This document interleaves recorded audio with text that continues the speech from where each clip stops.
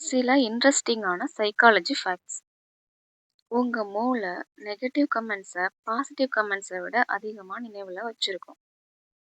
சமூக ஊடகங்கள்ல தொடர்ந்து ஸ்க்ரோல் செய்யறது டோபமைன் அடிக்ஷன் போல செயல்படலாம். ஷார்ட் ஃபார்ம் வீடியோஸ் உங்க ஃபோக்கஸை குறைக்கலாம்.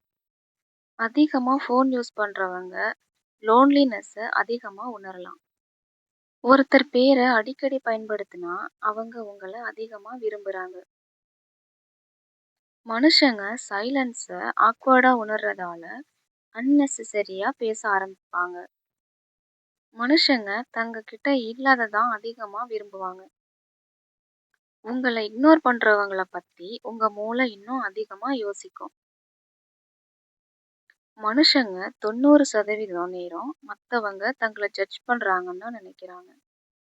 மியூசிக்கால உங்க எமோஷன்ஸை சில வினாடிகள்லயே மாத்த முடியும்.